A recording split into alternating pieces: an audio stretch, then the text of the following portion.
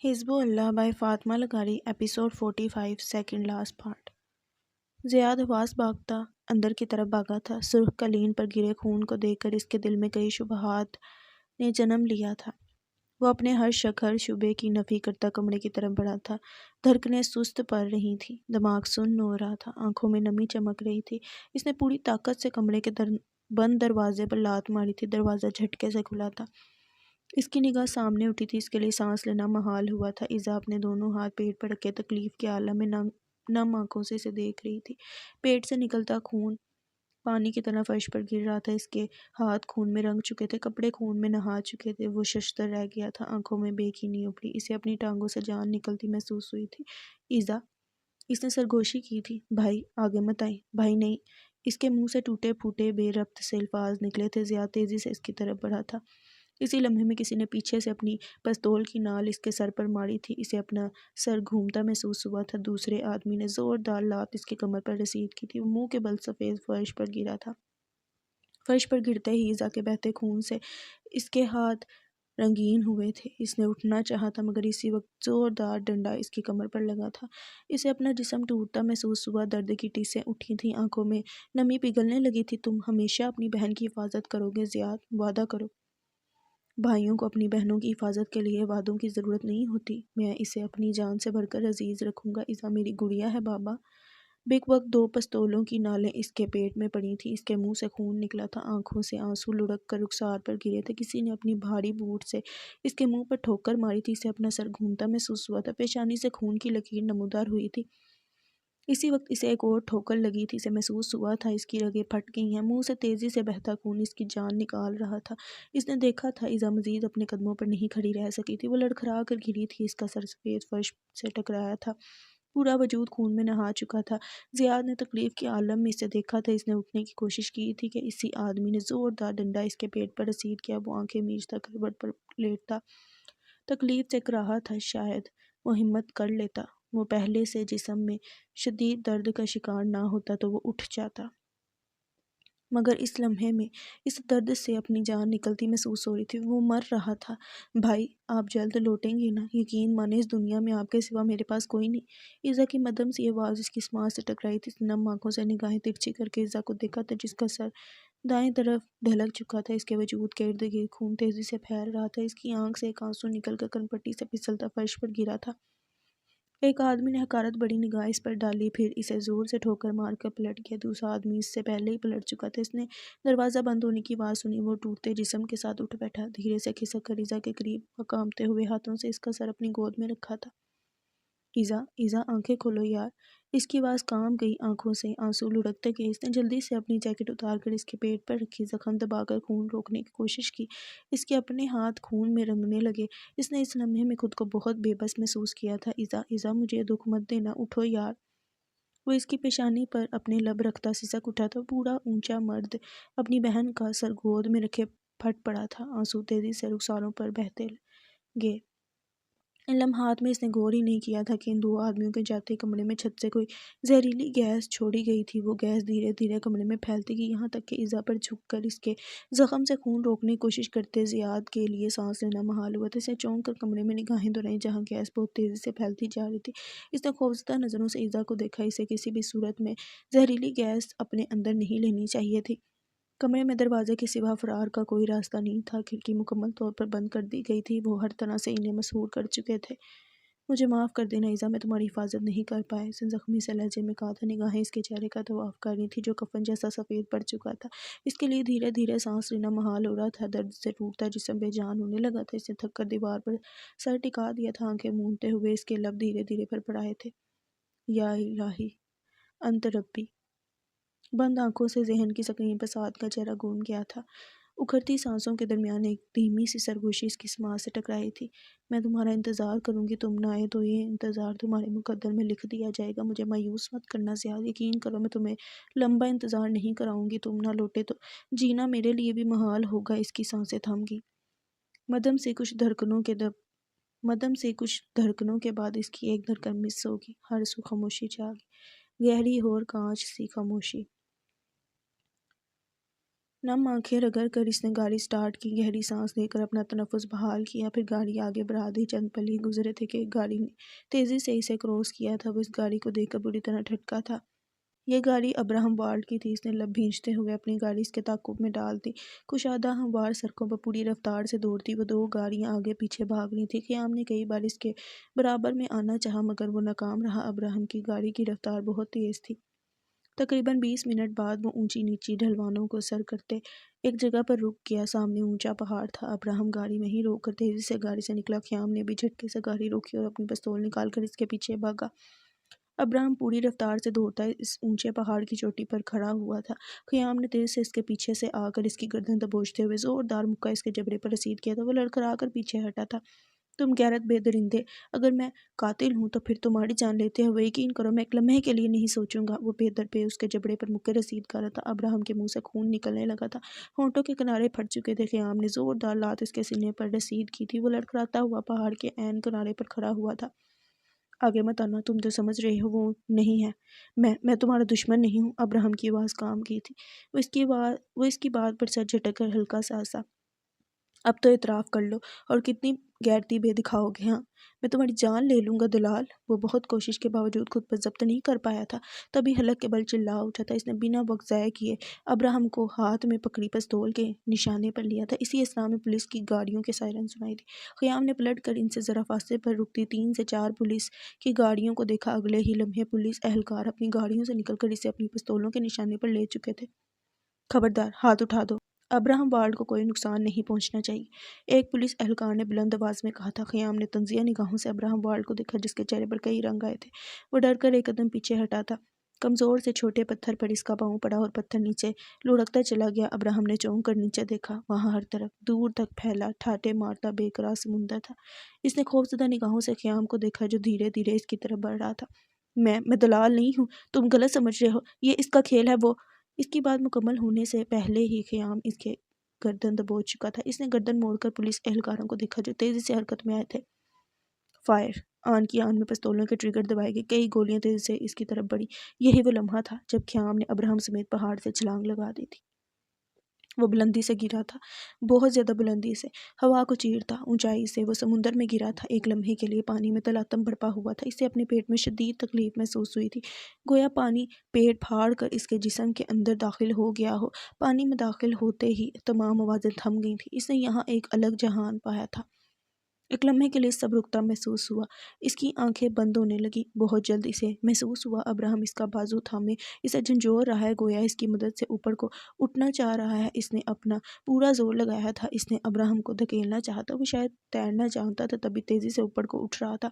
قیام نے وہیں سے اس کی ٹانگ پکڑی تھی۔ اوپر کو اٹھتے ابراہم کے اوسان کھتا ہوئے تھے۔ اس نے اپنا پورا زور لگایا تھا مگر قیام کی گرفت سے اپنی ٹانگ آزاد نہیں کروا پایا۔ بہت جلد انہیں احساس ہوا تھا پانی ان کے پھیپھڑوں میں داخل ہو رہا تھا۔ ان کے لیے سانس لینا محال ہو رہا تھا۔ اس نے وہیں ابراہم کو نیچے جاتے دیکھا تھا۔ وہ پانی میں گرتا جا رہا تھا، گہری اتھاہ گہرائیوں کی طرف جہاں سے لوٹنا ممکن ہی نہیں تھا۔ قیام نے اوپر کو اٹھنے کی کوشش کی مگر جسم بے جان ہو چکا تھا۔ اس کی سانسیں رک رہی تھیں اور دھڑکنیں خطرناک حد تک سست پڑ چکی تھیں۔ ہر طرف پانی تھا، بے قرار سمندر تھا۔ سمندر اس کا دوست نہیں تھا، سمندر اس کے دوست کا دوست تھا۔ یہ جگہ اس کی نہیں تھی، یہ دنیا اس کے لیے نہیں بنی تھی۔ اس نے پھر سے اوپر کو اٹھنا چاہا مگر وہ مزید گہرائیوں کی طرف جانے لگا۔ اس کا جسم بے جان پڑ چکا تھا، وہ بس اتھاہ گہرائیوں کی طرف گرتا جا رہا تھا۔ تو کیا وہ اپنی لگائی آگ سمندر کے پانی سے بجھانے جا رہا تھا؟ کیا قدرت کو اس کی ایسی موت منظور تھی؟ اس کے بوڑھے بال ماتھے سے چپک گئے، آنکھیں بند ہو گئیں۔ وہ بے جان وجود نیلے پانی سے سیاہ پانی میں داخل ہونے لگا۔ اسے سب کچھ ختم ہوتا محسوس ہوا۔ بند ہوتی آنکھوں سے جو آخری چہرہ اس کے ذہن کی سکرین پر ابھرا تھا وہ سنان کا تھا، عربی سلطان جس پر کسی مغربی شہنشاہ کا گمان ہوتا تھا۔ جب وہ مکمل طور پر ہوش و حواس کھو رہا تھا تو کسی کی سرگوشی اس کی سماعت سے ٹکرائی۔ میرا شعر! اسے لگا سنان نے اسے اپنی نرم گرم سی آغوش میں سمیٹ لیا تھا۔ وہ پرسکون سا ان کے آغوش میں سمٹتا چلا گیا۔ پہاڑ کی بلندی پر حد نگاہ تک پھیلے سمندر پر سایہ کر کے کھڑے وسیع آسمان پر ایک عقاب نے اونچی اڑان بھری تھی۔ زئی آیا تھا، آسمان کی وسعتوں کو طے کرتا عقاب، سمندر کی گہرائیوں میں گرتے عقاب پر افسوس کی نگاہ ڈال کر بہت اونچی اور بلند اڑان بھرتا چلا گیا تھا۔ افق ستائشی نظروں سے اپنے سامنے کھڑے جوکر کو دیکھ رہی تھی۔ اس کے ہاتھ میں آئس کریم تھی جسے بھول کر وہ جوکر کی الٹی سیدھی حرکتیں دیکھ رہی تھی۔ آئس کریم پگھل کر اس کے ہاتھ سے پھسلتی اس کے گاؤن پر گری۔ جوکر نے آگے بڑھ کر تیز سے اس کے ہاتھ سے آئس کریم لی اور دور پھینک دی۔ وہ چند پل کچھ سمجھ نہیں پائی۔ جوکر نے مسکرا کر اسے دیکھا، پھر ایک دوسری آئس کریم اس کی طرف بڑھائی۔ اس نے مسکراتے ہوئے آئس کریم لی، پھر سر کو خم دے کر باہر آ گئی۔ وہ آئس کریم کھاتی فٹ پاتھ پر چل رہی تھی۔ ارد گرد بڑی بڑی عمارتیں تھیں، شام کا وقت تھا، اونچے مالز، ہوٹل اور ریسٹورنٹ میں لوگوں کا ہجوم تھا۔ وہ دھیرے دھیرے قدم اٹھاتی ارد گرد کا جائزہ لینے میں مصروف تھی۔ اس کے بالکل برابر سے دو چھوٹے سے بچے بھاگتے ہوئے گزرے تھے۔ اس نے مسکرا کر دونوں کو دیکھا تھا، آنکھوں میں چمک ابھری تھی، اور یہی وہ لمحہ تھا جب کانوں کو پھاڑ دینے والی آواز گونجی تھی۔ دھماکے کے شور میں ہر آواز دبتی چلی گئی تھی، ہزاروں چیخیں بلند ہوئی تھیں، ایک دو تین، یک کے بعد دیگرے 3 دھماکے ہوئے تھے۔ سب کچھ ختم ہوتا نظر آیا۔ آفاق نے خود کو بہت نیچے گہرائی میں گرتے محسوس کیا تھا۔ آئس کریم اس کے ہاتھ سے چھوٹ کر گری، خون کی چھوٹی سی ندی قائم ہو گئی۔ ایک لمحے کے لیے ہر سو خاموشی چھا گئی۔ شور و گل انسان پیدا کرتا ہے، اور انسان ہی مر جائے تو ہر طرف کانس سی خاموشی کا راج ہوتا ہے۔ قیامت برپا ہو چکی تھی، ہر طرف لاشیں تھیں، کٹی پٹی بکھری لاشیں۔ بے قرار سمندر، سمندر ہی آغاز ہے اور یہی اختتام۔ یہاں نہ کوئی کنارہ ہے نہ حد، بس بے حد ہے، جیسے محبت۔ شفاف چمکتا پانی جس پر دھوپ کی کرنیں پڑ رہی تھی، بحری جہاز معمول کے رفتار سے اپنی منزل کی طرف رواں دواں تھا۔ وہ نوجوان کپتان جہاز کے عرصے پر ریلنگ سے ٹیک لگائے کھڑا تھا۔ سمندر کی طرف پشت تھی، سیاہ دھاڑی سے دھوپ کی ہلکی اور ٹھنڈی سی کرنیں ٹکرا رہی تھیں۔ چہرہ روشنی کی وجہ سے چمک رہا تھا، ٹھنڈ سے کان لال پڑ رہے تھے۔ اس کی نگاہیں ہاتھ میں موجود بوسیدہ اور قدیم سی کتاب پر ٹکی تھی، سمندر پر لکھی گئی ایک انمول کتاب۔ اس کے عقب میں سمندر تھا، ٹھاٹھے مارتا سمندر، ایک لمحے میں پرسکون اور دوسرے لمحے میں بھپرا ہوا اور وحشی۔ وسیع آسمان ہے اور گہرا سمندر۔ انسان جب کسی چیز کو ٹوٹ کر چاہتا ہے تو اس کے سوا ہر چیز سے بے پرواہ ہو جاتا ہے۔ وہی منزل، وہی آغاز اور وہی اختتام ہوتا ہے۔ میں نے سمندر کو ٹوٹ کر چاہا ہے، جیسے لوگ زمین کو چاہتے ہیں۔ زمین کے ایک ٹکڑے کے لیے لوگ برسوں تلواروں کی جھنکاروں کے سائے میں سانسیں لیتے ہیں، خون دیتے ہیں اور لیتے بھی ہیں، جان دے دیں گے، بس زمین کے اس ایک ٹکڑے کے لیے۔ میں سمندر کے لیے لڑنا چاہتا ہوں، میں سمندر پر حکمرانی کرنا چاہتا ہوں۔ فرض تو کرو یہ سمندر میرے قبضے میں ہو، تو یہ زمین والے تو سسک سسک کر جان دے دیں گے۔ میں سمندر کے لیے جان لینا چاہتا ہوں۔ میری لڑائی سمندر کی لڑائی ہے۔ طوفان آئے گا، لہریں وحشی پن دکھائیں گی، موجوں میں تلاطم برپا ہوگا، جیت سمندر کی ہوگی، سمندر میرے نام ہوگا۔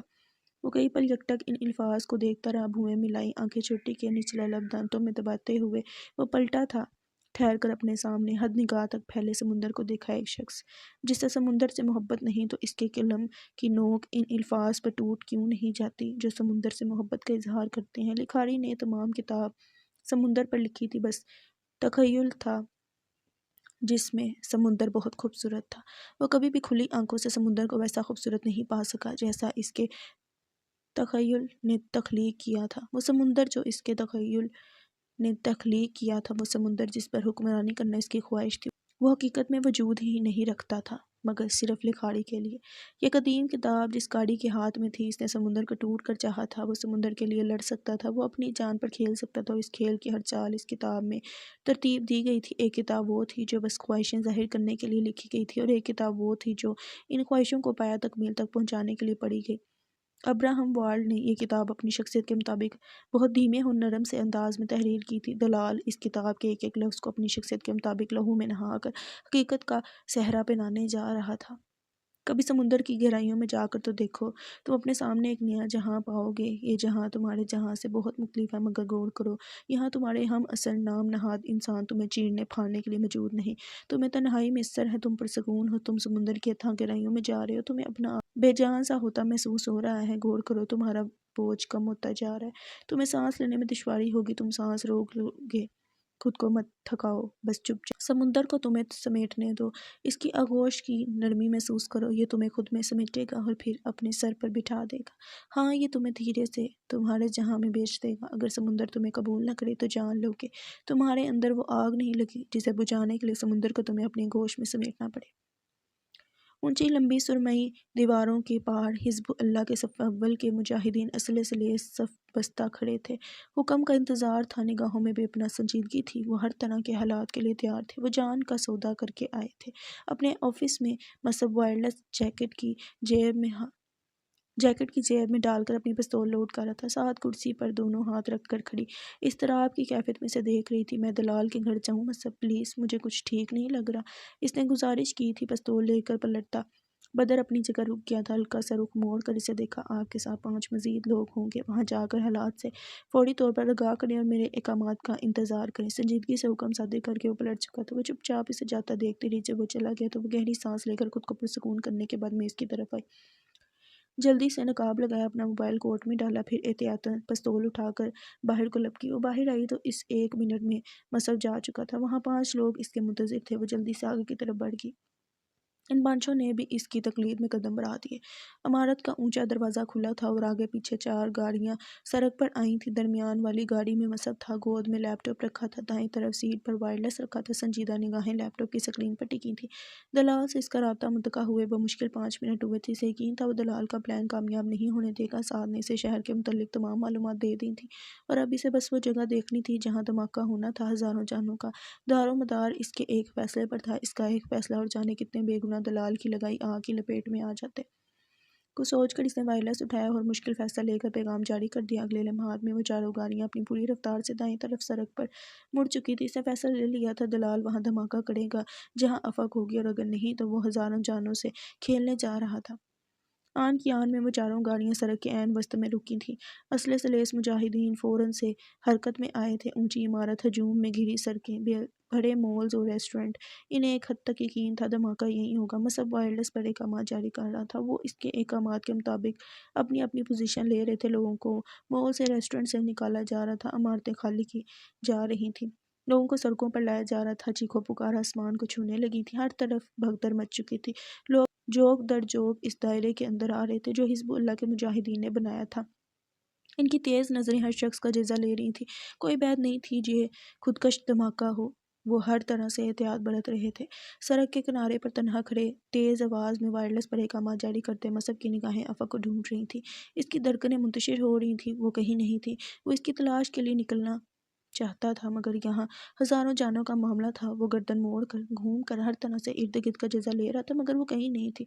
सब कुछ कंट्रोल में है सर। इसे तसल्ली भरा पैगाम मिला। इसने बेइख्तियार आंखें मीची। इसी लम्हे में इसने एक लम्हे के लिए जब आंखें बंद कर ली खोली तो इसने आइसक्रीम हाथ में लिए परेशान हाल सी अफ़क को मोल के जीने उतरते पाया था। वो एक लम्हे के लिए ठहरा मगर फिर किसी ख्याल के आते ही वो हवास भागता होकर इसकी तरफ भागा था। इसके तेज़ उठते कदम, इर्द गिर्द का हर धुंधला होता मंजर, थमता शोर, वो सुन्न होते दिमाग के साथ इसकी तरफ भाग रहा था। जहन में उजागर होते कई शक व शुबहात की नफ़ी करता हुआ बस इसकी तरफ भाग रहा था। इसका कदम मॉल के जीनों में से पहले जीने पर पड़ा। अफक, वो चिल्लाया। अफक ने चौंक कर इस देखा। वो नहीं रुका, जीने चढ़ता गया। जिस लम्हे में इसने तेज़ी से इसकी कलाई पकड़कर इसे झटके से अपनी तरफ खींचा था इसी लम्हे में मॉल में मौजूद बम फटा था। कानों को फाड़ देने वाली आवाज़ सुनाई दी। यके बाद दीगरे इर्द गिर्द की इमारत में 3 धमाके हुए थे। आग के शोले तेज़ी से बुलंद हुए थे। लोगों की चीखों पुकार और आहो बका ने इस खून आशाम शाम को मज़ीद खौफनाक बना दिया था। सब अपने कानों पर हाथ रखते नीचे को झुकते चले गए थे।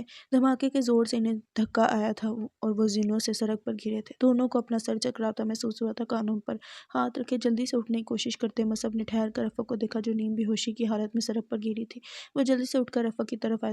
अफक, अफक, आंखें खोलो। वो परेशानी से इसका गाल थपथपा रहा था। इसकी पेशानी से खून बह रहा था। गाल पर गहरा जख्म आया था। इसी लम्हे में एक लड़का इसके पास आया था। ख़याम हनफी की तलाश में निकलने वाली टीम की तरफ से खबर आई है सर। इसने नज़रें झुकाए धीमी आवाज़ में इत्तला दी थी। मसब ने चौंक कर सर उठाया था। ख़याम की तरफ से इत्तला क्यों आई थी? ख़याम खुद क्यों नहीं आया था? क्या हुआ है ख़याम को? इसे अपनी आवाज़ कहीं दूर से आती सुनाई दी थी। वो दलाल समेत खुद को समुंदर के हवाले कर चुके हैं। पुलिस इनकी लाश की तलाश में है सर। इसने सर झुकाया था और मसब, इसे लगा था वो सांस नहीं ले पाएगा। धड़कनें सुस्त पड़ी थी। वो बेयकीनी की कैफियत में यकटक इस लड़के को देखे गए। निगाहें इसके चेहरे से फिसलती अफक पर टिकी जो हनूज होश और हवास से बेगाना थी। ख़याम हनफी अगर वाकई अपनी जान दे चुका है तो खबरदार, मैं अपने भाई की लाश दुश्मन के हवाले नहीं होने दूंगा। इन्हें ढूंढो, ये अल्जर कावी का हुक्म है। इसे अपनी आवाज़ भारी होती महसूस हुई थी। इसने ये अल्फाज जाने कैसे अदा कर तो लिए थे मगर अब अपना दिल रुकता महसूस हो रहा था। इसने ठहर कर अफक को देखा था। आराम से इसे दीवार से टेक लगाकर बिठाया था। 2 लड़कियां तेज़ी से इसकी तरफ आई थीं। वो इन्हें अफक के पास छोड़कर दीवाना वार अपनी गाड़ी की तरफ भागा था। वो अपने بھائی کو اس کی لگائی آگ کو سمندر کے پانی سے نہیں بجھانے دے گا، ہرگز نہیں۔ زمین پلٹ جائے یا آسمان گھوم جائے، وقت ٹھہرے یا پہاڑ ریزہ ریزہ ہو کر گرے، خیام حنفی تمہاری سزا تو زندگی ہے، تم مر نہیں سکتے، ہرگز نہیں۔ 10 منٹ کا بل۔ وہ دونوں جیسے ہی نعرہ تکبیر بلند کرتے باہر نکلے تھے، کمپنی کے داخلی دروازے سے حزب اللہ کے مجاہدین اندر آئے تھے۔ پل بھر میں وہ سب ان دونوں کے گرد حصار قائم کر چکے تھے۔ فائرنگ کی آواز میں اضافہ ہوا تھا۔ وہ سب زرار اور جندل کو اپنے گھیرے میں لیے چاروں طرف سے پرزور فائرنگ کر رہے تھے۔ دلال کے آدمیوں کو ان کی اچانک آمد اور پھر زوردار حملے کی وجہ سے پیچھے ہٹنا پڑا تھا۔ صورتحال کیا ہے؟ وائرلیس پر مصب کی آواز گونجی۔ ایک لڑکے نے وائرلیس جندل کی طرف بڑھایا۔ وہ تعداد میں بہت زیادہ ہے، بم فٹ کیا جا چکا ہے، وقت کم ہے، اس نے جلدی سے صورتحال مصب کے گوش گزار کی۔ بہت بہتر، عین وقت پر کمپنی سے نکلو، مصب نے حکم جاری کیا۔ جندل نے سر کو جنبش دی، پھر کلائی پر بندھی گھڑی دیکھی۔ اس دوران فائرنگ ہنوز جاری رہی۔ دلال کے آدمی پیچھے ہٹتے رہے، حزب اللہ کے مجاہدین آگے بڑھتے رہے۔ سفید ٹائلز پر خون بہتا رہا، لاشیں گرتی رہیں اور چورتی نگاہیں ان تمام مناظر پر ڈال کر جندل گھڑی کی طرف متوجہ ہوا۔ اسے درست وقت کا انتخاب کرنا تھا۔ وہ منتظر نگاہوں سے گھڑی کو دیکھنے لگا۔ مقابلہ سخت توڑا ہے، جندل 2 گر رہے ہیں تو 4 اٹھ رہے ہیں۔ اپنی پستول کی میگزین بدلتے پسینے میں شرابور زرار نے چہرہ ترچھا کر کے اسے دیکھا۔ جندل نے ٹھہر کر اپنی گھڑی کو دیکھا۔ 3 کی گنتی پر دوستو، ہم پیچھے ہٹ رہے ہیں، اس نے بلند آواز میں کہا تھا۔ اس کے ساتھ ہی وہ سب پیچھے ہٹنے لگے تھے۔ اب منظر کچھ یوں تھا کہ وہ فائرنگ کرتے پیچھے ہٹ رہے تھے، جبکہ دلال کے آدمی دیواروں کی اوٹ میں ان کی جانب سے فائرنگ تھمنے کے منتظر تھے۔ کوئی بھی اپنی جان کا خطرہ مول لینے کو تیار نہیں تھا، اور یہیں وہ فائدے میں رہے۔ وہ سب کمپنی کے دروازے تک آ گئے۔ وقت ہونے پر جندل گنتی شروع کر چکا تھا۔ بم کو روکو ورنہ کمپنی سے نکلو، یہاں رہے تو سب مارے جائیں گے، ایک آدمی چلایا تھا۔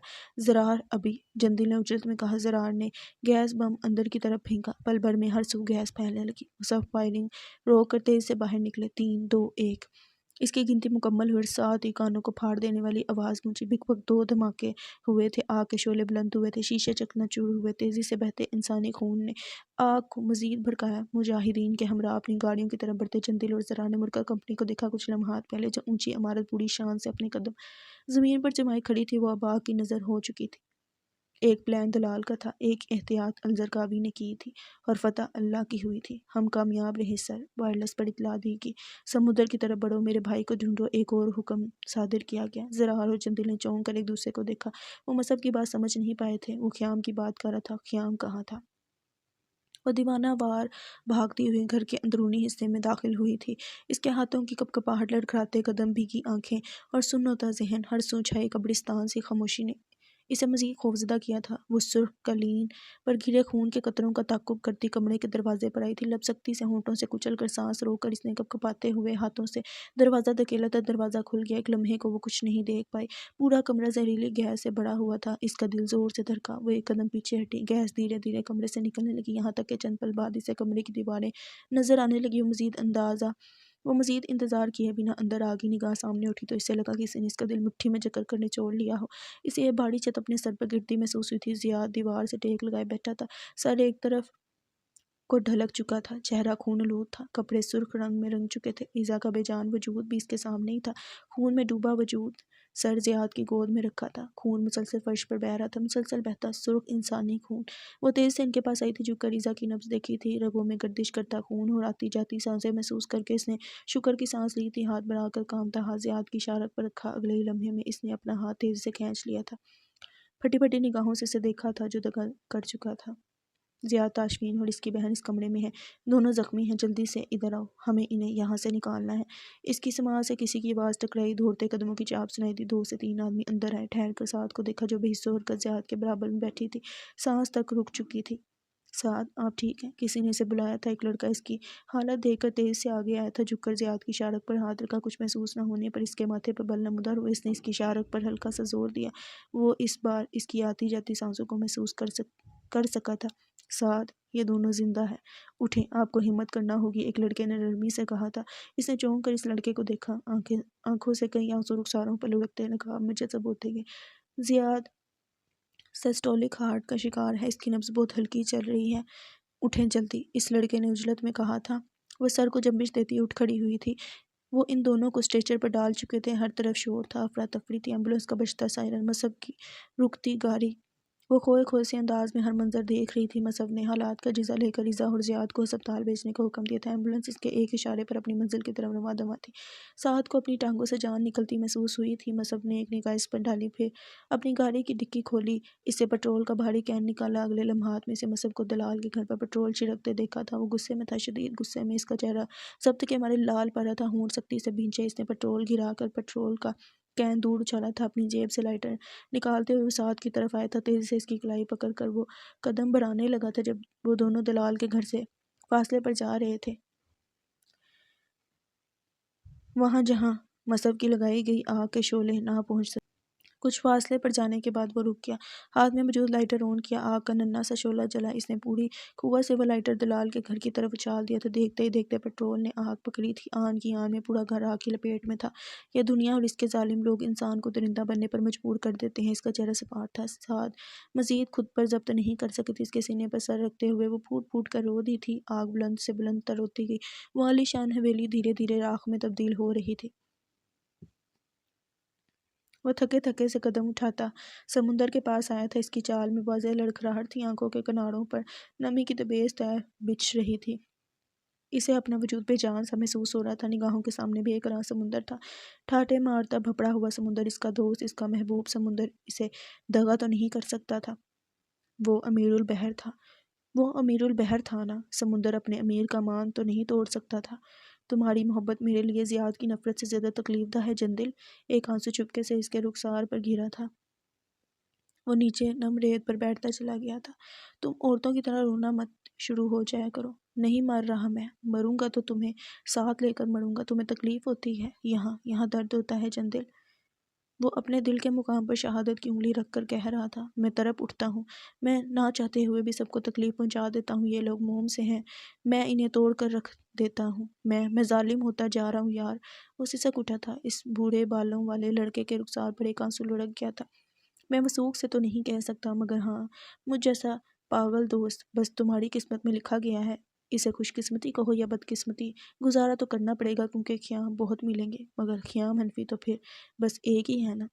ہر جگہ وہ تھا، ہر جگہ اسی کی آواز تھی، ذہن پر، اعصاب پر وہی چھایا ہوا تھا۔ جندل کے منہ سے سسکی نکلی تھی، پانی کی ایک لہر اس کی طرف آئی تھی۔ وہ اس لہر کو دیکھ کر پھٹ پڑا تھا، سر جھکائے آنسو بہاتا، بلک بلک کر رو دیا تھا۔ برسوں پہلے کی طرح وہ آج بھی سمندر کے سامنے خود پر ضبط نہیں کر پایا تھا۔ اس کی سسکیاں لہروں کے شور میں دبتی گئیں، اس کے آنسو سمندر کے پانی میں ملتے گئے۔ وہ بکھرا ہوا سا جندل دھیرے دھیرے مزید بکھرنے لگا تھا۔ میں برسوں بھائی کی بس ایک محبت بڑی تھپکی کے لیے ترسا تھا۔ وہ بہت ظالم ہیں، دیکھیں پھر سے تنہا کر کے چلے گئے۔ اس نے اپنے عقب میں بدر کی آواز سنی تھی، بدر جو آرام سے اس کے برابر میں بیٹھ رہا تھا۔ اس کی آواز نم تھی، رخساروں پر تیز سے آنسو گر رہے تھے۔ جب وہ بری طرح زخمی ہوئے تھے، جب میں نے انہیں اونچائی سے گرتے دیکھا تھا، تب مجھے اپنی جان نکلتی محسوس ہوئی تھی۔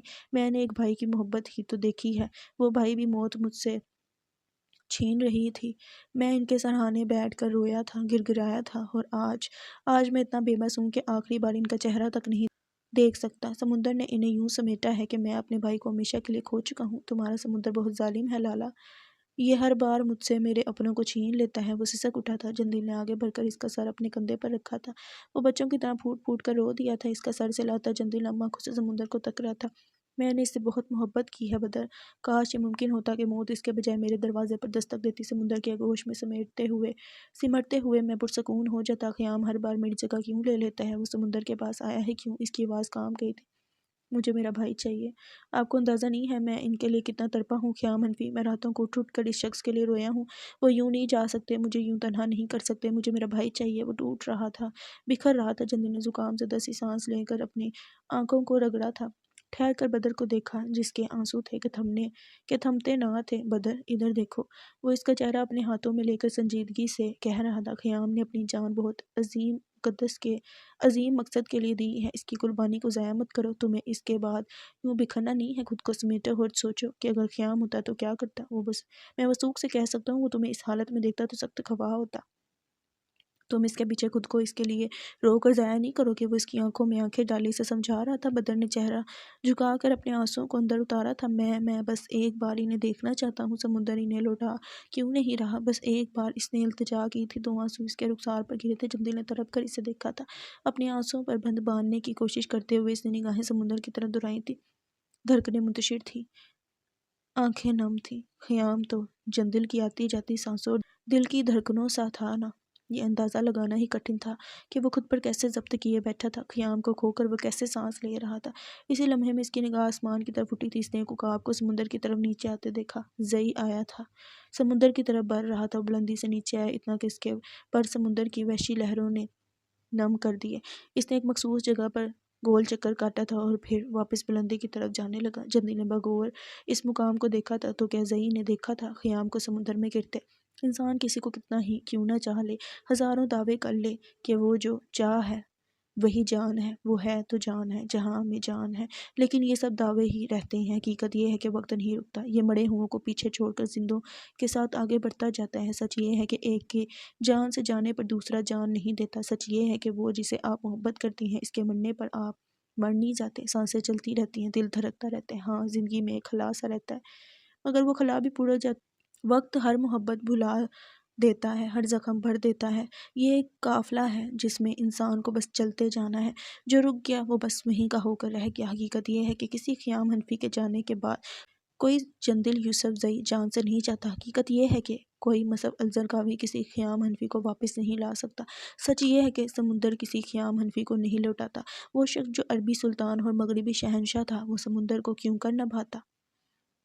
وہ خواب دیکھ رہی تھی، اس نے خود کو ایک کھلے میدان میں پایا تھا، بہت لمبا اور حد نگاہ تک پھیلا میدان۔ دور دور تک کسی ذی نفس کا نشان نہیں تھا، کہیں کوئی سایہ نہیں تھا، بس سر پر سایہ کیے کھلا آسمان اور پاؤں تلے سخت بنجر زمین۔ اس نے دھیرے سے اپنے قدم آگے بڑھائے، ایک نوکیلا پتھر اس کے پاؤں پر چبھا، اسے محسوس ہوا وہ ننگے پاؤں تھی۔ اس نے سختی سے لب بھینچ کر اپنا سفر جاری رکھا۔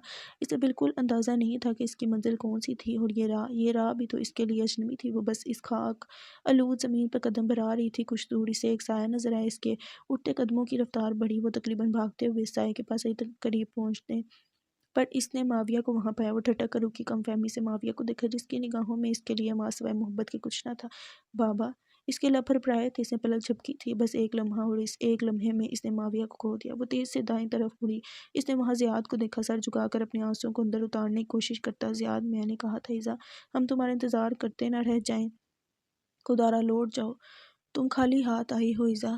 اس کی آواز نم تھی، سر اور نگاہیں ہنوز جھکی ہوئی تھیں، اس کے ماتھے پہ بل نمودار ہوئے تھے۔ اسی اثنا میں اس نے زیاد کو دور جاتے دیکھا۔ وہ اس میدان میں ایک بار پھر بالکل اکیلی تھی۔ وہ پریشانی سے ارد گرد دیکھنے لگی اور بالآخر اس کی نگاہ کو کنارہ ملا۔ وہاں دور خاک آلود زمین پر ایک شخص پنجوں کے بل بیٹھا تھا۔ وہ تیز سے اس کی طرف بڑھی، وہ اس شخص کو اس کی پشت سے پہچان نہیں پائی تھی۔ اس نے جو دیکھا تھا وہ بس اس کے ہلکے بھورے رنگ کے بال تھے۔ اچانک ہرسوں اندھیرا چھا گیا تھا، اس نے خود کو دور کسی گہری کھائی میں گرتے پایا تھا۔ میرا نام ایذا تاشفین ہے، کیا آپ اس نام سے چھٹکارا حاصل کرنے میں میری مدد کر سکتے ہیں؟ جہاز کے عرصے پر کھڑی وہ بچی مدد طلب نگاہوں سے اپنے سامنے کھڑے اس لمبے اونچے مرد کو دیکھ رہی تھی۔ مگر تم خود سے اپنی شناخت کیوں چھیننا چاہتی ہو ایذا؟ وہ کم فہمی سے پوچھ رہا تھا۔ میں نے بھائی اور بابا کو بات کرتے سنا تھا، وہ بحری قزاق، وہ ہمارا پیچھا کبھی نہیں چھوڑے گا، میرے گھر میں آگ لگانے والا بھی وہی ہے، خدا را مجھے اس نام سے چھٹکارا دلا دیں، میں اپنی اصل شناخت، اصل پہچان کے ساتھ زندہ نہیں رہ پاؤں گی۔ اس کے سامنے کھڑی وہ چھوٹی سی بچی اپنی عمر سے بہت بڑی باتیں کر رہی تھی، شاید یہ یکے بعد دیگرے اس کے ساتھ گزرے حادثات کے سبب حالات اسے اپنی عمر سے زیادہ سمجھدار اور بہادر بنا چکے تھے۔ ٹھیک ہے، تو کیا نام لینا چاہو گی تم؟ ایذا، ایزابیلا والڈ، کیسا رہے گا؟ اس نے پنجوں کے بل اس کے سامنے بیٹھ کر مسکراتے ہوئے پوچھا تھا۔ اس نے سوچنے کے لیے کچھ وقت لیا، پھر سر اس بات میں ہلا دیا، محبت بڑی نگاہیں ایذا پر ٹکائے۔ اس کی آنکھیں چمکی تھیں، وہ ابراہم والڈ۔ اس نے آنکھیں کھول دی، نم آنکھیں، کانپتے ہونٹ، لال پڑتا چہرہ۔ وہ ہوش میں آتے سی سک اٹھی تھی، وہ بھول گئی تھی، وہ جو یاد کرنا چاہتی تھی اسے یاد آ چکا تھا، وہ مشینوں میں جکڑا وجود، یہ لڑکی ایذا تاشفین۔ اس نے خود سے خود اپنی شناخت چھینی تھی، وہی تھی جس نے ابراہم والڈ سے اس کا نام مانگا تھا۔ اگر دلال کے بعد اس کا کوئی مجرم تھا تو وہ خود تھی۔ ہاں وہ یہی بھول رہی تھی، وہ خود کو بھول رہی تھی، اسے اپنا آپ یاد آ گیا، اسے وہ بچی یاد آ گئی جو موت سے ڈرتی تھی، جو موت کو دیکھ کر آنکھیں بند کر لیا کرتی تھی، جس شناخت کی چھن جانے کا ذمہ دار اس نے خیام کو ٹھہرایا تھا، اسی شناخت کے چھن جانے کی ذمہ دار وہ خود تھی۔ خیام پر چیخنا چلانا آسان تھا، خود کو ذمہ دار ٹھہرانا بہت مشکل تھا، بہت مشکل۔ وہ تھکے تھکے سے انداز میں قدم اٹھاتی اس کے کمرے میں آئی تھی، بکھرا بکھرا سا حلیہ، سرخ ہوتی آنکھیں، خون چھلکتا چہرہ۔ زیاد کے وجود پر نگاہ پڑتے ہی وہ ٹوٹ کر رہ گئی تھی۔ وہ کیوں لوٹا تھا؟ جب وہ اس کے جانے کا یقین کر چکی تھی تو وہ آخر آیا ہی کیوں؟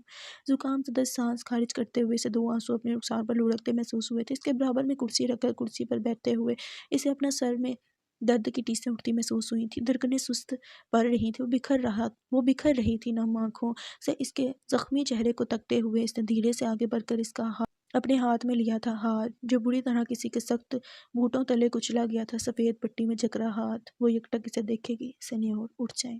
اس کے لب پھرپھرائے تھے، آنکھوں سے آنسو روا ہو گئے تھے، وہ اس کی ہلکی سی سرگوشی پر اٹھ جایا کرتا تھا، آج اس کے رونے پر بھی یوں ہی بے حس و حرکت بھرا تھا۔ سینیور اٹھے یار، میں اور برداشت نہیں کر پا رہی، دھیرے سے کہتی وہ سسک اٹھی تھی، آرام سے اس کے بازو پر سر ٹکاتے ہوئے وہ رو دی تھی، مزید خود پر اپنے آنسوؤں پر اختیار نہیں رہا تھا، مزید حوصلہ نہیں تھا۔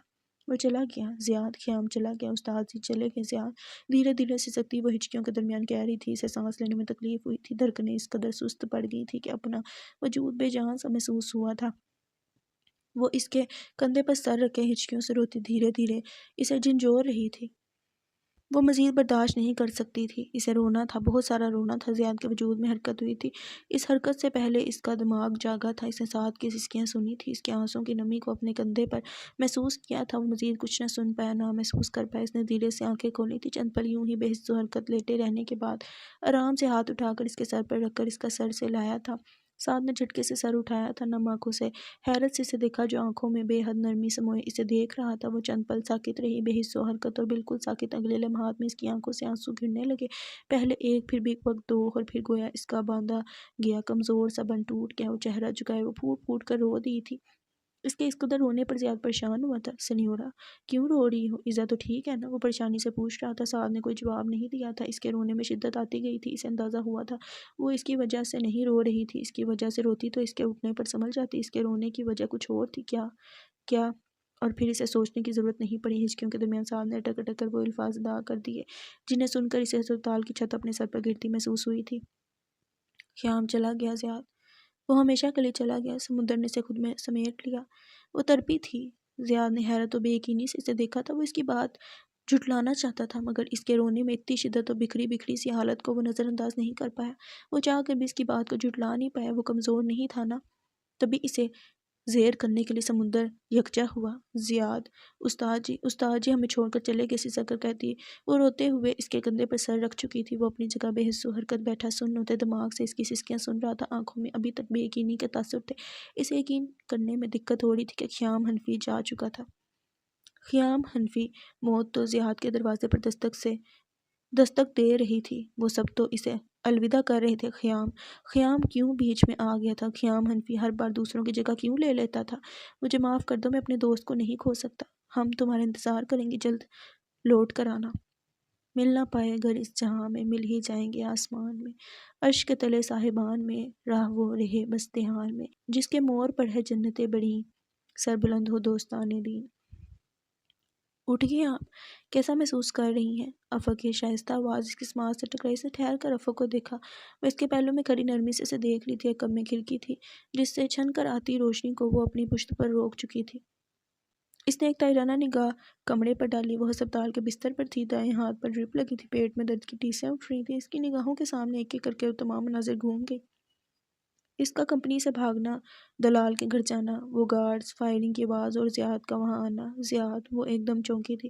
بھائی کہاں ہے؟ اس نے خوفزدہ نظروں سے افق کو دیکھتے ہوئے پوچھا تھا۔ وہ ٹھیک ہے، سعد آپی ان کے ساتھ ہیں، آپ پریشان نہ ہوں، افق نے نرمی سے مسکراتے ہوئے کہا۔ اسے تسلی نہیں ہوئی، وہ ٹھیک تھا تو یہاں کیوں نہیں تھا؟ بھائی کو بلا دو پلیز، میں ان سے ملنا چاہتی ہوں۔ اس کی آواز میں نمی گھل گئی تھی، افق کے لبوں پر دوڑتی مسکراہٹ دھیرے سے سمٹ گئی، اس نے گہری سانس لے کر سر جھکایا تھا، ایزا کا دل ایک دم زور سے دھڑکا تھا، وہ اس حالت میں نہیں ہے کہ آپ سے مل سکیں، کوئی بھی نہیں، اس وقت سب اتنا ٹوٹ چکے ہیں کہ کسی کو آپ یاد نہیں ہیں، وہ دکھ سے کہہ رہی تھی۔ ایزا نے کم فہمی سے دیکھا، اصل میں خیام بھائی کی ڈیتھ ہو گئی ہے، اس نے افسوس سے کہا تھا۔ ایزا کا وجود ساکت ہوا تھا، سانس روکے بنا پلک جھپکے اس نے افق کو دیکھا تھا جو مزید بھی کچھ کہہ رہی تھی۔ ڈیتھ خیام حنفی کی؟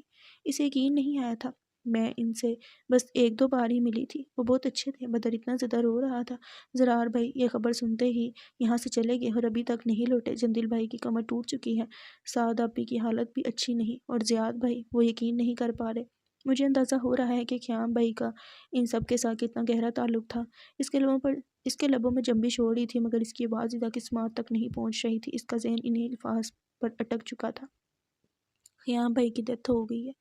کیا وہ مر چکا تھا؟ نہیں، وہ نہیں مر سکتا، وہ اسے توڑ کر نہیں جا سکتا تھا۔ اس نے کہا تھا وہ اس کا انتظار کرے گا۔ وہ خیام حنفی نہیں مر سکتا یار۔ اس کی آنکھوں سے 2 آنسو ٹوٹ کر گرے۔ سر بے اختیار نفی میں ہلا۔ افق نے چونک کر اسے دیکھا۔ اس نے منہ پر ہاتھ رکھ کر اپنی چیخ کو روکا تھا۔ ایک لڑکا تھا جو مشکل کو ممکن بناتا تھا، ایک لڑکا تھا جو اس کے باپ کی کمپنی کا مینیجر تھا، خیام حنفی۔ اس سے پہلا تعارف وارڈ نے کروایا تھا، دوسری بار وہ کمپنی میں ملے۔ وہ آئینہ ساز تھا، زیاد کا دشمن تھا، صفاق قاتل تھا، درندہ تھا۔ ڈیوڈ کی موت ہوئی، وہ اللہ وارثوں کے لیے لڑنے والا تھا، وہ حزب اللہ کا عظیم مجاہد تھا۔ وہ سخت تھا مگر اس کے لیے نرم ہو جایا کرتا تھا۔ وہ اسے مادام کہتا تھا، وہ اس کے فیوچر بوس تھی۔ وہ زخمی تھا، بے حد زخمی۔ وہ زخمی حالت میں بارش میں بھیگتا اسے بچانے آیا تھا۔ اس کا سفید پڑتا چہرہ وہ کبھی نہیں بھول پائی تھی۔ پھر اس نے سہارے کے لیے اسٹک پکڑ لی۔ وہ مزید اچھا لگنے لگا۔ خروس مینیجر جس کی شخصیت میں رعب تھا، وہ اس سے محبت کرنے لگا۔ وہ ایک غلام تھا کہ ملکہ جس کی پہنچ سے بہت دور تھی، ملکہ کا وفادار غلام۔ وہ جان دے رہا تھا اور وہ اسے تھپڑ مار چکی تھی۔ وہ سفید رومال اپنے چہرے سے ہٹا رہا تھا اور وہ سن ہو گئی تھی۔ وہ اپنا کوٹ اس کے کندھے پر ڈال رہا تھا، اپنا سفید رومال اس کے گردن کے گرد لپیٹ رہا تھا۔ وہ اس کے عقب میں اس قدر قریب کھڑا تھا کہ وہ پلٹتی تو اس کے سینے سے ٹکراتی۔ وہ مسکرا رہا تھا، چہرہ موڑ کر ہنس رہا تھا۔ وہ اسے کلائی سے پکڑ کر دیوار سے لگا چکا تھا۔ وہ اس کے سینے پر ہاتھ رکھ کر اسے دھکیل چکی تھی۔ دونوں کی آنکھوں سے آنسو گر رہے تھے۔ وہ التجا کر رہا تھا، وہ ظالم بنی ہوئی تھی۔ وہ اس کے سامنے پنجوں کے بل نیچے بیٹھا تھا۔ وہ اٹھ کر جا چکی تھی۔ اور خیام اس کے بعد کہاں تھا؟ وہ نہیں مر سکتا، خیام نہیں جا سکتا۔ وہ اسے معاف کر دے گی، وہ ایک بار لوٹ آئے، وہ زندہ ہے، وہ ضرور آئے گا۔ میں اس غلام جیسا تھا جو ملکہ کے ساتھ بہت وفادار ہو، جو قدم قدم پر ملکہ کے ساتھ ہو، مگر ملکہ جس کی پہنچ سے بہت دور ہو۔ آواز دھیمی تھی، اس کے منہ سے سسکی نکلی تھی۔ وہ تمہاری جان لے گا تو تم جانے دو گے؟ ہاں، آئندہ تم نے یوں خودکشی کی کوشش کی تو یقین کرو خیام، اس بار تھپڑ مارا ہے، اگلی بار جان لے لوں گی۔ وہ گھبرائی تھی، وہ اپنا جھکا سر نہیں اٹھا پایا تھا۔ میں نفرت کے قابل نہیں ہوں ایزا۔ ایک آنسو اس کی آنکھ سے ٹوٹ کر گرا تھا۔ ہاں، تم نفرت کے قابل نہیں ہو، تم سے محبت کی جا سکتی ہے، مگر میں نے تم سے شدید نفرت کی ہے خیام حنفی۔ وہ اپنے الفاظ کی تلخی پر کرواہٹ پر تڑپ اٹھی تھی۔ اجنبی کس قدر اپنے سے لگنے لگتے ہیں۔ مجھے اس رات سے آزاد کر دو ایزا، میرے لیے دن بدن سانس لینا محال ہو رہا ہے۔ میں نے اپنا قرض لوٹانے کی کوشش کی، کہہ دو میں نے اپنا قرض لوٹا دیا۔ اس کے ضبط کی انتہا ہوئی، وہ پیشانی پر ہاتھ رکھے بلک بلک کر رو دی تھی۔ اسے لگا تھا دلال اسے مارنے میں کامیاب نہیں رہا، مگر خیام مار ڈالے گا۔ اس کے ساتھ ظلم ہوا تھا، وہ ظالم تھی، وہ اسے ایک موقع دے، وہ معافی مانگ لے گی، اس کے قدموں میں بیٹھ جائے گی، اپنے ہر لفظ کی تلخی کی سزا سہ لے گی۔ وہ لوٹ کر تو آئے، وہ آئے تو صحیح۔ تم بہت ظالم ہو خیام، تم ہر بار مجھے تکلیف میں مبتلا کر دیتے ہو۔ میں مجرم ہوں، میں اپنے ہر گناہ کا کفارہ ادا کروں گی۔ تم لوٹ آؤ، ایسے مت جاؤ پلیز۔ وہ سسک اٹھی تھی، ہچکیوں سے روتے ہوئے۔ اسے اپنے پیٹ میں درد کی ٹیسیں اٹھتی محسوس ہوئی تھی۔ تکیے پر رکھے سر کو نفی میں ہلاتے ہوئے وہ خود پر اختیار کھو چکی تھی۔ افق اس کی غیر ہوتی حالت کو دیکھ کر باہر سے جندل کو بلا رہی تھی۔ کمرے میں قدم رکھتے جندل کو اس کی یہ بکھری سی حالت دیکھ کر اپنا دل کرتا محسوس ہوا تھا۔ اس کی سسکیاں، اس کے آنسو، خیام اس کے لاکھ خبردار کرنے کے باوجود اسے انتہا کی تکلیف میں مبتلا کر کے جا چکا تھا۔ میں نے کہا تھا ایزا کو کبھی دکھ مت دینا خیام، میں تمہاری جان لے لوں گا۔ اس کی آنکھ سے ایک آنسو ٹوٹ کر پلکوں سے جھول کر ناک کی ہڈی پر گر گیا۔ وہ کیا جان لیتا، خیام خود جان دے چکا تھا۔ مصعب الزرقاوی اسے سالوں پہلے جس کام کے لیے بھیجا گیا تھا وہ کام مکمل کر چکا تھا۔ ابراہم وارڈ کی موت کے ساتھ ہی دلال کا باب ختم ہو چکا تھا۔ ڈی ڈبلیو کی پوری فوج کو غیر قانونی قرار دے کر سلاخوں کے پیچھے بھیجا جا چکا تھا۔ اسکائی 2 کے 5ویں کرسی پر بیٹھا دلال اپنی موت کے ساتھ ہی اپنے تمام راز حزب اللہ کے حوالے کر چکا تھا۔ عدالت کی طرف سے اس کے تمام ساتھیوں کو عمر قید کی سزا سنائی گئی تھی، اور یہ سب منظر عام پر اگر مصعب لایا تھا تو عدالت میں کیس درج کروا کر دلال کے خلاف کیس جیتنے والی عزت اشوین تھی۔ ان دونوں نے ایک بار پھر ساتھ کام کر کے دلال کے سالوں کی محنت کو برباد کر دیا تھا۔ جندل، زیاد، زرار اور سعد اس سب میں پیش رہے تھے۔ دلال کے گھر کو مصعب پہلے ہی آگ کی نذر کر چکا تھا۔ وارڈ گلاس کمپنی تباہ ہو چکی تھی۔ اب عمارت کے جو آثار باقی تھے ان پر انتھک محنت کی ضرورت تھی، سالوں کا عرصہ درکار تھا۔ اس کمپنی کو واپس اسی مقام پر پہنچانے کے لیے البتہ وارڈ گلاس کمپنی کی تمام دولت اور اثاثوں کی واحد مالک اب عزت اشوین تھی، عزت جو یہ سب مائک کے حوالے کر چکی تھی۔ دلال نے کہا تھا باربرا کمپنی بہت جلد زوال کا شکار ہوگی، مگر دلال کی موت کے بعد اب جب کہ اس کے ٹکر پر وارڈ گلاس کمپنی بھی نہیں تھی تو باربرا کمپنی دن بدن مائک کی سربراہی میں عروج کی طرف بڑھ رہی تھی۔ باربرا گروپ کا چیئرمین مائک باربرا دن رات کی محنت کے بعد وہ مارگو اسٹون کے پھیلائے گند کو صاف کرنے میں کامیاب ٹھہرا تھا۔ اس نے ایزا کی طرف سے ملنے والے تحفے کا درست استعمال کیا تھا۔ وہ ایک بار پھر چیئرمین کے انتخابات جیت چکا تھا۔ وہ اپنی زندگی میں بہت خوش تھا۔ مصب نے اپنا وعدہ پورا کیا تھا۔ کل تک ایک ناکام و نامراد نامرد انسان، آج اس کا شمار بینکوں کے کامیاب ترین لوگوں میں تھا، اور وہ کامیاب ترین انسان بہت ڈھٹائی سے اپنی کامیابی کا سہرا اپنے نام کرتا تھا، کیونکہ وہی تھا جس نے مصب کے ساتھ ڈیل کی تھی۔ اگر جو وہ اس وقت مصب کو انکار کرنے کی جرات کر دیتا تو آج نہ مائک ہوتا نہ اس کی شہرت۔ دلال کی موت کے ساتھ ہی ہر پہیلی سلجھتی گئی تھی۔ کانتا کا قتل، مارک اور سٹیون کے مابین اختلافات، دونوں کی موت، ڈیوڈ کی موت، غرض وہ ہر پہیلی سلجھا چکے تھے۔ جو باتیں وہ کبھی سمجھ نہ پائے وہ دلال مرتے مرتے خود سمجھا گیا۔ وہ بس ایک بحری قزاق تھا، ایک بحری قزاق جس نے ابراہم والڈ کی لکھی کتاب کے مطابق ہر پلان ترتیب دیا، ایک سائیکو جس نے بنا کسی مقصد کے قتال کیا، ایک عاشق جس نے اپنا بہایا خون سمندر کے نام کیا، ایک انسان جو ایک معصوم بچی سے محبت کر بیٹھا۔ وہ نفرتوں کا قائل تھا، تبھی محبت اسے ختم کر گئی۔ اسے محبت راس نہیں آئی۔ اسے اس بچی کا اسی وقت گلا گھونٹ دینا چاہیے تھا جب اس نے اسے انتلس کے ساحل پر پایا تھا۔ یہ اس کی پہلی غلطی تھی، اس نے اپنی فطرت کے خلاف کام کیا تھا۔ اس کی دوسری غلطی، اس نے اپنے پیچھے سروائیورز چھوڑے تھے، اندھیر تاریک راہوں میں اپنے پیاروں کے خون میں نہائے سروائیورز آنے والے وقت میں یا تو مضبوط ترین انسانوں کے روپ میں ابھرے تھے یا صفاک قاتلوں کے روپ میں، ایسے انسان جو برائی کے ہاتھ باندھتے ہیں، یا پھر ایسے قاتل جو انتقام کی آگ میں اچھے اور برے کا فرق بھول جاتے ہیں۔ دلال بدقسمت تھا کہ اس کا چھوڑا گیا ہر سروائیور ایک مجاہد کے روپ میں اٹھا تھا۔ اگر وہ صفاک قاتل ہوتے تو دلال کے قدموں تلے کچلے جاتے، مگر وہ مجاہد تھے، انہوں نے دلال کو اپنے قدموں تلے روندا تھا۔ وہ اس کی سالوں کی محنت کو برباد کرنے میں کامیاب ٹھہرے تھے، اور آخر میں انہوں نے اپنے مقصد کو پا لیا تھا۔ وہ جس مقصد کے لیے لڑے تھے، اس میں محنت ان کی اور فتح اللہ کی تھی۔ انہوں نے حزب اللہ کی تاریخ میں ایک نیا باب رقم کیا تھا، وہ باب جس کا آغاز اور اختتام ایک ہی پیغام دیتا تھا: لا غالب الا اللہ۔ نیلا آبی آسمان جو گزشتہ رات ہوئی بارش کے سبب دھلا دھلا سا معلوم ہو رہا تھا۔ سڑکوں کے کناروں پر بارش کا پانی ٹھہرا ہوا تھا، سڑک کنارے اونچے لمبے درخت بھی بارش کے پانی میں نہائے ہوئے تھے۔ ایک تیز رفتار گاڑی سیاہ ہموار سڑک سے گزری، اس کی رفتار کی وجہ سے سڑک پر ٹھہرے پانی کے چھینٹے اڑ کر فٹ پاتھ پر چلتے آدمی کے چہرے پر گرے۔ اس نے رک کر غصے سے دور جاتی گاڑی کو دیکھا، پھر اونچی آواز میں کچھ بڑبڑاتے ہوئے آگے بڑھ گیا۔ اپنے گھر کے دروازے پر کھڑے اس لڑکے نے مبہم سے مسکراتے ہوئے یہ منظر دیکھا، پھر بھورے رنگ کا آہنی دروازہ پار کر لیا۔ وہ اندر آیا تو اس گھر میں اس کے اپنوں کی رچی بسی خوشبو اس کے نتھوں سے ٹکرائی تھی۔ اس نے گہری سانس لے کر اس خوشبو کو اندر اتارا تھا، چہرے پر بلا کا سکون تھا۔ وہ چھوٹے چھوٹے قدم اٹھاتا گھر کے اندرونی حصے کی طرف آیا، لاؤنج میں قدم رکھتے ہی اس کی ماں سے کسی بچی کی رونے کی آواز ٹکرائی۔ اس کے لبوں پر بے اختیار مسکراہٹ دوڑ گئی، کندھے پر ٹکا سفری بیگ اتار کر صوفے پر رکھا، پھر دونوں ہاتھ کمر پر رکھے اس نے صوفے کے پاس ٹہلتی اپنی بہن کو دیکھا، جو مسلسل روتی اپنی بیٹی کو بہلانے میں مگن تھی۔ فیروزی رنگ کے خالص مشرقی لباس میں ملبوس، نماز کی چادر میں لپٹی وہ اسے بے حد پیاری لگی تھی۔ السلام علیکم پیاری ہمشیرہ، اس کی دھیمی آواز پر ہرم چونک کر پلٹی تھی۔ اس پر نگاہ پڑتے ہی آنکھوں کی پتلیاں ساکت ہوئی تھیں، وجود منجمد سا ہوا تھا۔ سیاہ پینٹ پر سفید شرٹ اور سیاہ ہی جیکٹ پہنے، ماتھے پر سفید پی کپ ٹکائے اس کے سامنے کھڑا یہ اونچا لمبا لڑکا زرار ولید تھا۔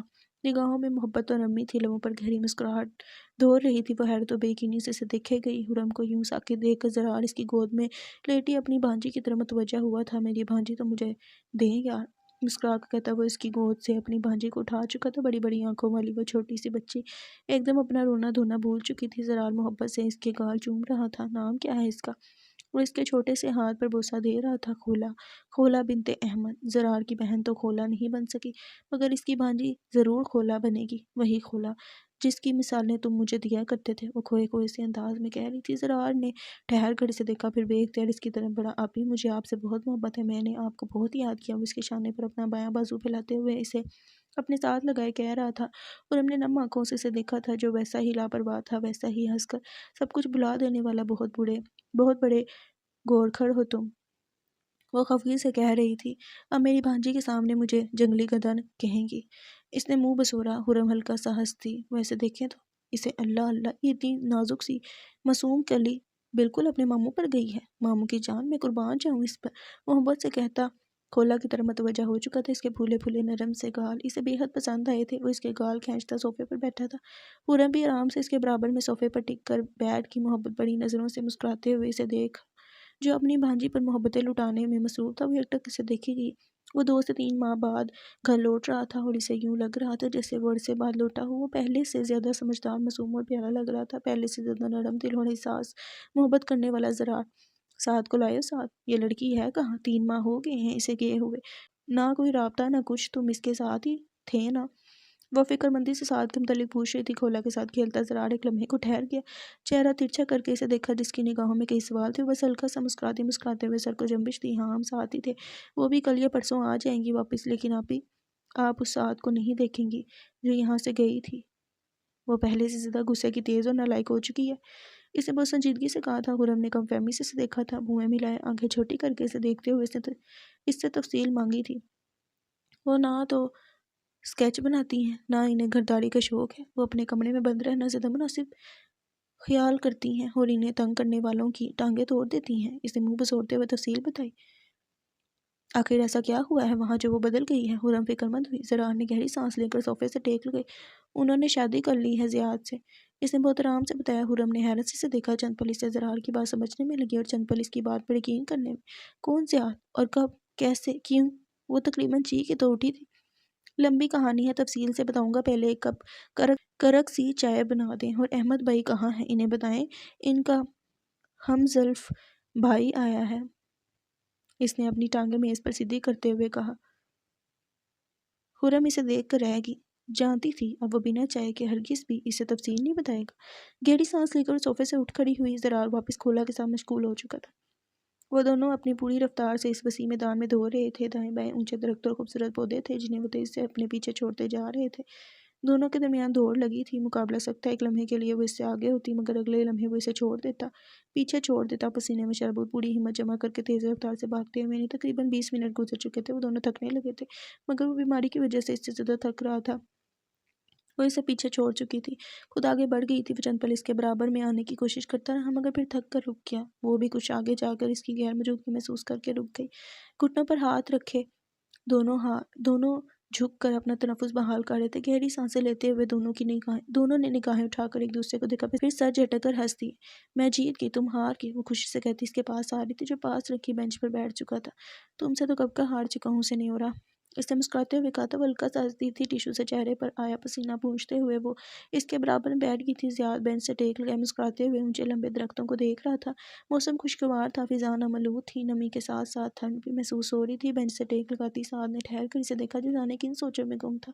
اس کے تاثرات بتا رہے تھے وہ کچھ بولنے والا تھا۔ وہ چپ چاپ اس پر نگاہیں ٹکائے اس کے بولنے کا انتظار کرنے لگی اور اگلے ہی لمحات میں وہ اس سے پوچھ رہا تھا، تم نے زینب بنت محمد صلی اللہ علیہ وسلم اور ابو العاص کی کہانی سنی ہے؟ وہ پرسوچ انداز میں پوچھ رہا تھا۔ سعد نے دھیرے سے نفی میں سر ہلا دیا۔ ابو العاص حضرت خدیجہ رضی اللہ عنہا کے بھانجے تھے۔ وہ انہیں بہت محبوب رکھتی تھیں اور اپنا لڑکا تصور کرتی تھیں، اور وہ نہایت متمول آدمی تھے۔ زمانہ جاہلیت میں ان کا نہایت وسیع تجارتی کاروبار تھا۔ ان کی دیانت اور ایمانت بھی بہت مشہور تھی۔ ان اوصاف کی وجہ سے حضرت خدیجہ رضی اللہ عنہا نے حضرت محمد صلی اللہ علیہ وسلم سے خواہش کی کہ حضرت فاطمہ زہرا کی بڑی بہن حضرت زینب رضی اللہ عنہا کو ان کے ساتھ بیاہ دیا جائے۔ آپ نزول وحی سے پہلے کسی معاملہ میں حضرت خدیجہ رضی اللہ عنہا کی مخالف نہ کرتے تھے، اس لیے ان کی خواہش کے مطابق زینب رضی اللہ عنہا کی شادی ابو العاص سے کر دی گئی۔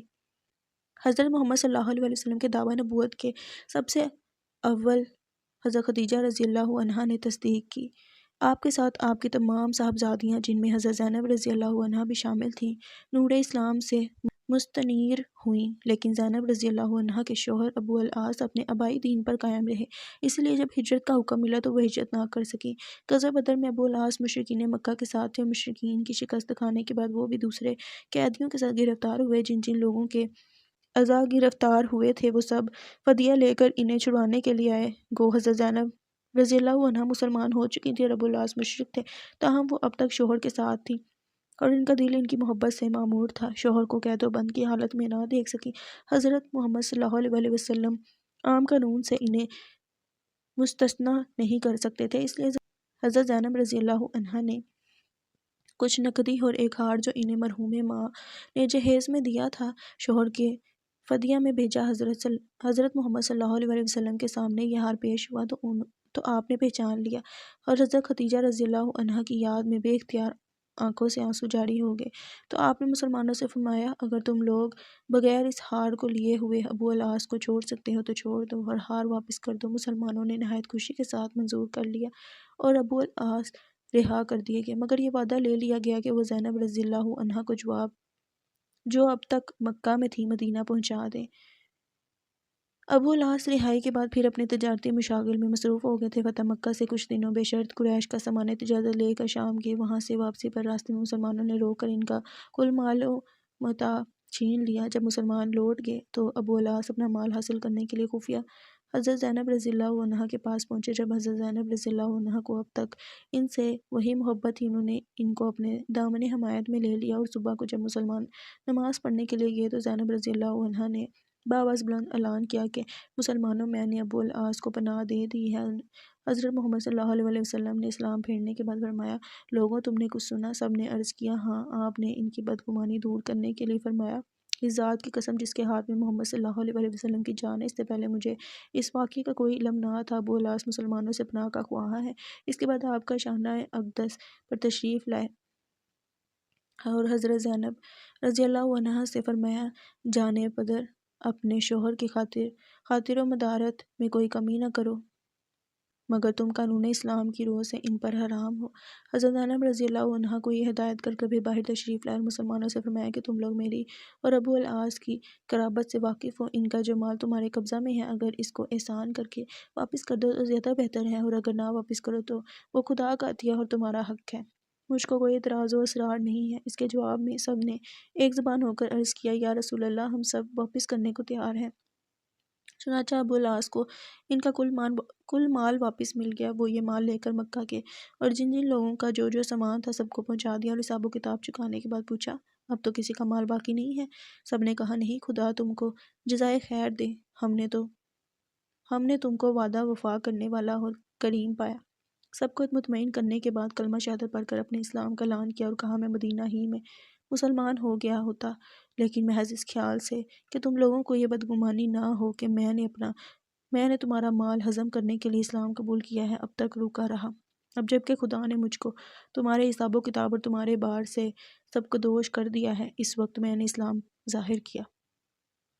مکہ میں اسلام کا اعلان کر کے مدینہ واپس آئے اور یہاں باقاعدہ مشرف با اسلام ہوئے۔ ان کے قبول اسلام کے بعد حضرت محمد صلی اللہ علیہ وسلم نے حضرت زینب رضی اللہ عنہا کے ساتھ ان کی نکاح کی تجدید نہیں کی، بلکہ گزشتہ نکاح برقرار رکھا، لیکن بعض روایتوں کی روح سے تجدید فرمائی تھی۔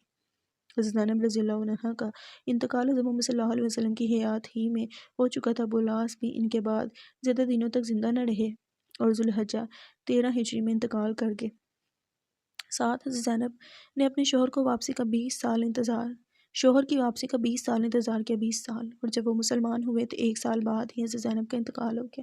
تب ان کی وفات پر ابو العاص اتنا روئے کہ ارد گرد سب کو رلا دیا، اور پھر خود بھی کچھ عرصے میں ہی انتقال کر گئی۔ یہ تھی محبت، اور میں جب اس کی کہانی پڑھتا ہوں تو سوچتا ہوں، محبت کتنا خوبصورت سا جذبہ ہے، پاک اور معتبر سا۔ محبت کے لیے قربانیاں تو دیکھو، ہم تو کچھ بھی نہیں ہیں، ساتھ ان لوگوں کے آگے کچھ بھی نہیں۔ اس نے گہری سانس لے کر مبہم سا مسکراتے ہوئے بات مکمل کی۔ ساتھ نے ٹھہر کر اس کی آنکھوں میں جھانکا، اس کی آنکھیں ان میں نمی چمک رہی تھی۔ وہ جب اسے کہانیاں سناتا تھا تب قدیم زمانوں کے سفر پر نکل جایا کرتا تھا، اندلس کی کہانی ہو، سمرقند اور بخارا کی کوئی قدیم تاریخ، یا مسلمانوں کے عروج و زوال کی داستان، کوئی پیارا سا قصہ، کچھ بھی ہو۔ اسے ستاتے ہوئے زیاد کی آنکھوں میں نمی چمکنے لگی تھی۔ وہ اکثر حیران ہوتی تھی، آخر کوئی برسوں پہلے ہو چکے ایک واقعے کے حادثے پر کیوں کر اپنی آنکھیں نم کر سکتا ہے، کوئی حال میں ہوتے ہوئے ماضی کا درد کیسے محسوس کر سکتا ہے۔ پرسوچ نگاہوں سے سٹکتے ہوئے وہ اپنے ٹھنڈے پڑتے ہاتھوں کو رگڑ رہی تھی۔ زیاد نے چہرہ ترچھا کر کے اسے دیکھا۔ تم نے اپنے لیے کون سی راہ چنی ہے سعد؟ اب کیا کرنا ہے؟ وہ نرمی سے پوچھ رہا تھا۔ وہ اس کے مستقبل کے متعلق کوئی فیصلہ اس پر مسلط نہیں کرنا چاہتا تھا، وہ اس کی مرضی پوچھ رہا تھا۔ میں اپنا کام جاری نہیں رکھ پاؤں گی زیاد، اس نے لب دانتوں میں دباتے ہوئے سر جھکایا تھا۔ زیاد کے گلے میں گلٹی ابھر کر مدھم ہوئی تھی۔ وہ جانتا تھا وہ کتنی مشکل سے الفاظ ادا کر رہی تھی۔ اس کے لیے اپنا کام چھوڑنا آسان نہیں تھا۔